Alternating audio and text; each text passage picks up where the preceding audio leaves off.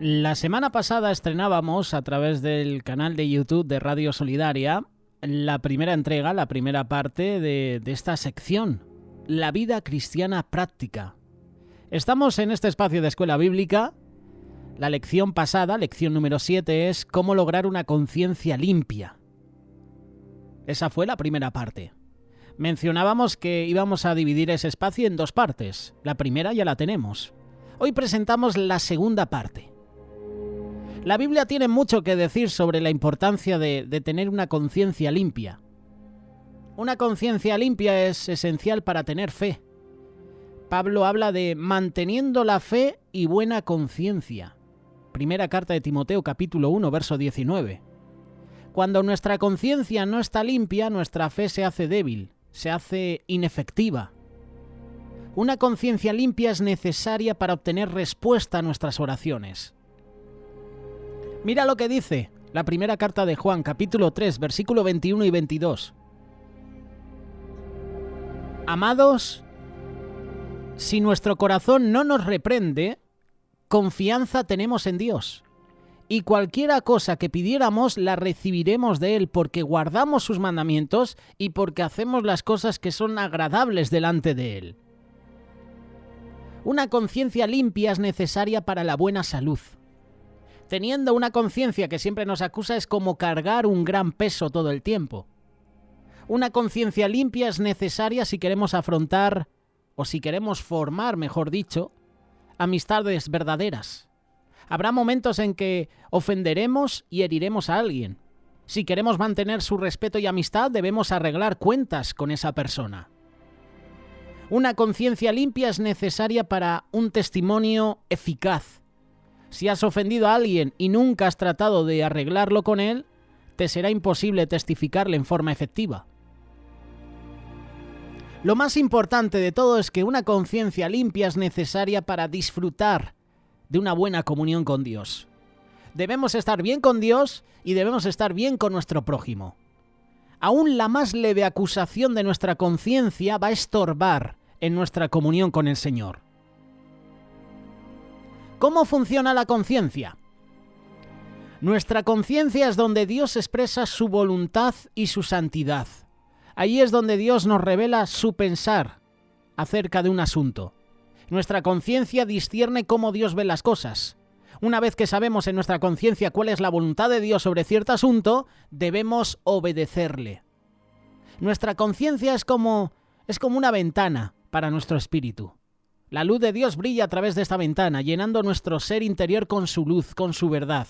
Si obedecemos a nuestra conciencia, la ventana se hace más clara y transparente. La luz de Dios puede iluminar nuestro espíritu. Si no obedecemos a nuestra conciencia y no tratamos con el pecado que ella condena, entonces nuestra conciencia, como una ventana, se mancha, se opaca.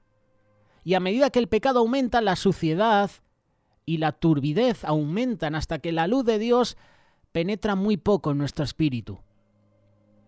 Si un hermano sigue desobedeciendo a su conciencia, su corazón se pone duro. Llega un día en que puede pecar sin sentir ningún remordimiento. Y esta es una condición trágica para cualquier persona. Hebreos capítulo 3, verso 8 dice: «No endurezcáis vuestros corazones. Antes exhortaos los unos a los otros cada día, entre tanto que se dice hoy, para que ninguno de vosotros se endurezca por el engaño del pecado». ¿Cómo obedecer a tu conciencia? Y no te estoy hablando del grillo este que salía en Pinocho, ¿puede ser? Que era el que le hablaba a Pinocho de Saltamontes, ¿no? Era como la conciencia. No te estoy hablando de eso, pero oye, hay una relación. Nuestra conciencia trata tanto con el pasado como con el futuro. No solo nos condena cuando hemos hecho algo malo, sino que nos advierte cuando vamos a hacer algo que no es agradable al Señor.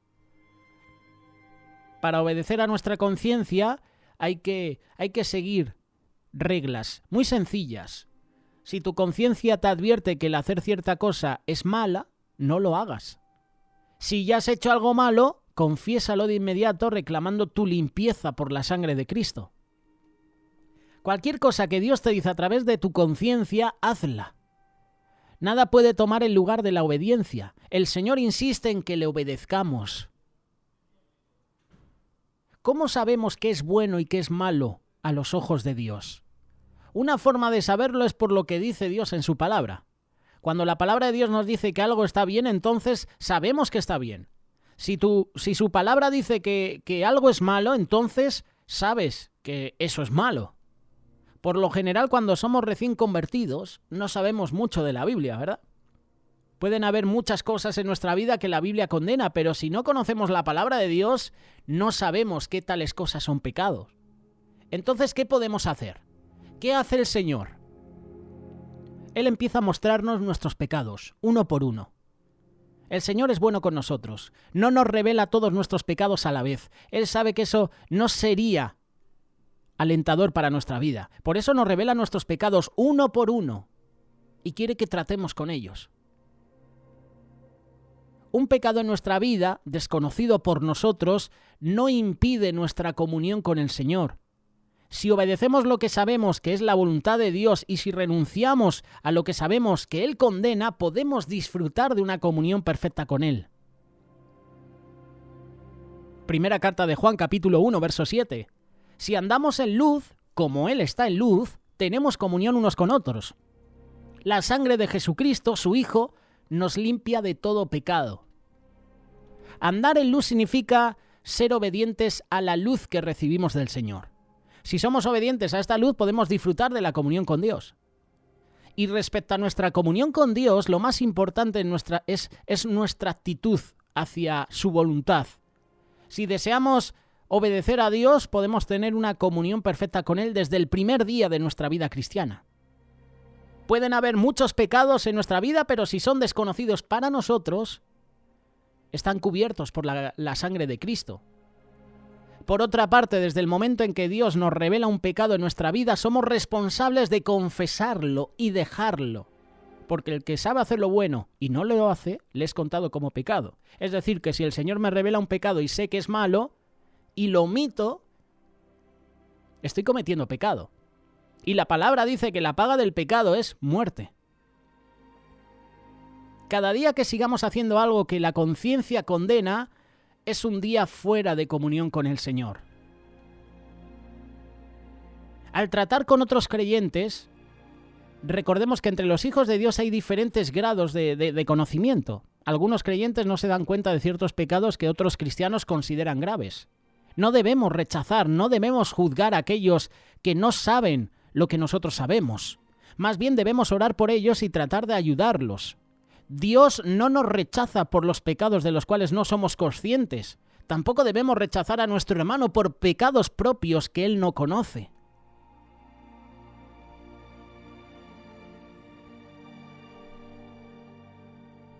Hemos mencionado dos reglas que se deben de seguir cuando nuestra conciencia nos habla. Si tu conciencia te advierte que hacer cierta cosa es mala, pues no lo hagas. Y si ya has hecho algo malo, confiésalo de inmediato, reclamando la limpieza por la sangre de Cristo. Muchas veces nosotros no seguimos estas instrucciones. Lo que intentamos es silenciar la voz de nuestra conciencia. Por lo común empleamos una o ambas de las formas siguientes para hacerlo. Luchamos contra nuestra propia conciencia. Pensamos, no tiene nada de malo. Bueno, esto lo hacen otras personas, no pasa nada. No debemos permitir que la opinión de otra persona supere nuestra conciencia. Alguien puede decirte que cree que es correcto que tú hagas cierta cosa, pero si tu conciencia la condena, entonces es mala para ti.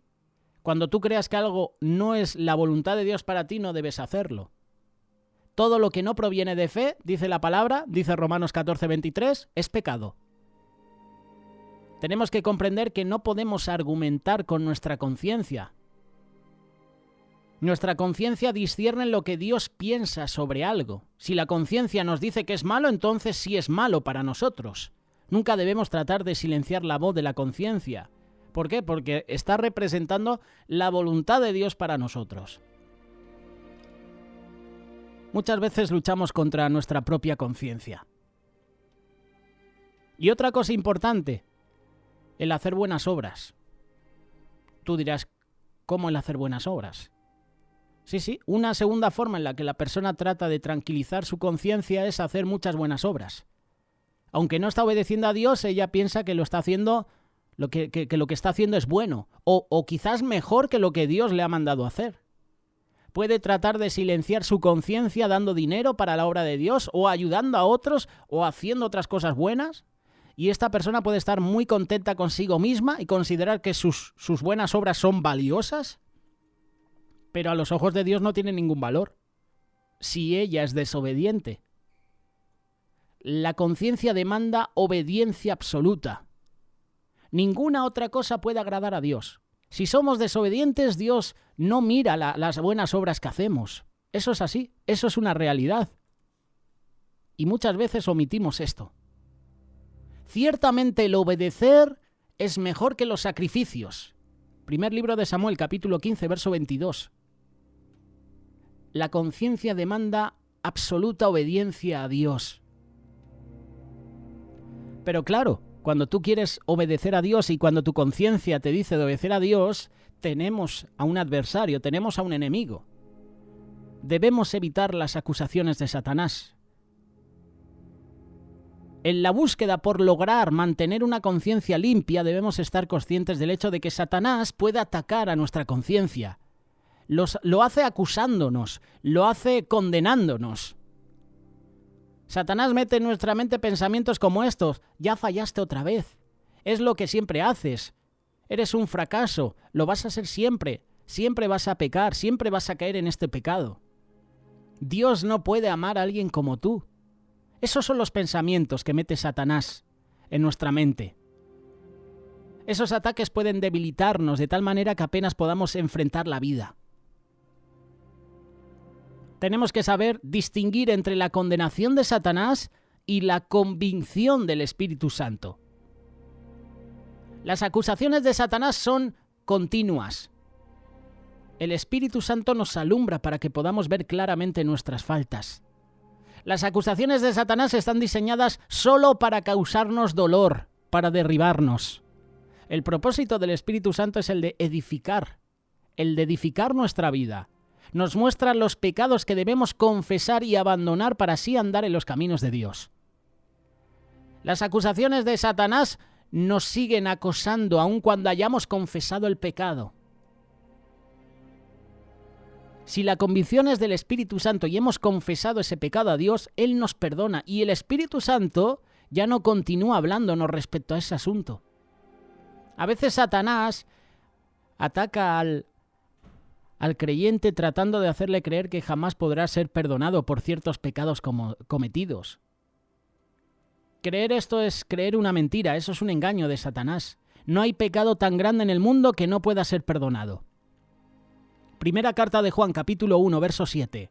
La sangre de Jesucristo, su Hijo, nos limpia de todo pecado. Si confesamos nuestros pecados, Él es fiel y justo para perdonar nuestros pecados y limpiarnos de toda maldad.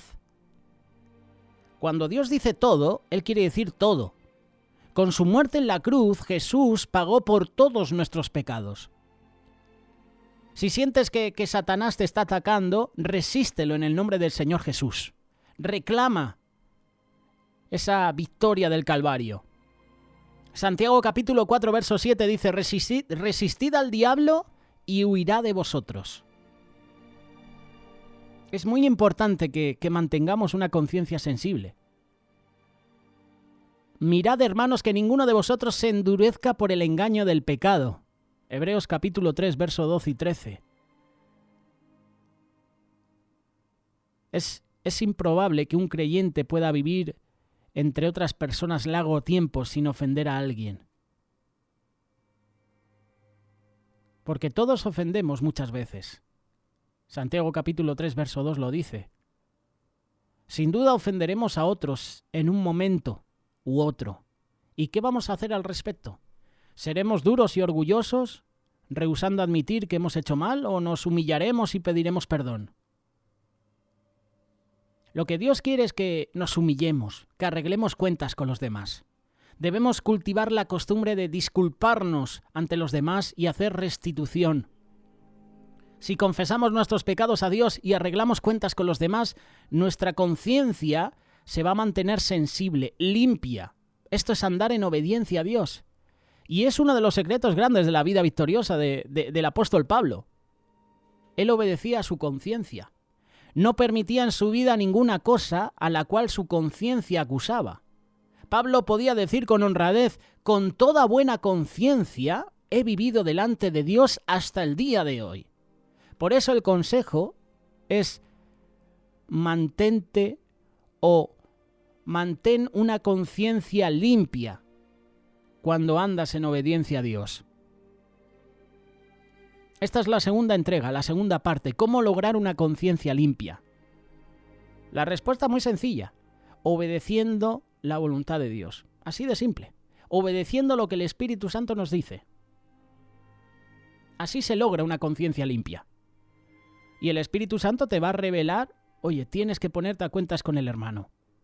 Y cuando obedeces la voz de Dios, cuando obedeces la voz de la conciencia que te dice eso, tú tienes que ir, presentarte a ese hermano, disculparte, y el Señor seguirá bendiciendo tu vida. Entonces podrás entrar a la presencia de Dios, entonces podrás tener una buena comunión con Dios. Pero si no obedezco la voz del Espíritu Santo, si no estoy sensible a su voz, entonces esa comunión con Dios no va a ser perfecta, no es perfecta y no va a existir. La respuesta depende de nosotros. ¿Qué haremos? ¿Obedeceremos esa voz o la silenciaremos?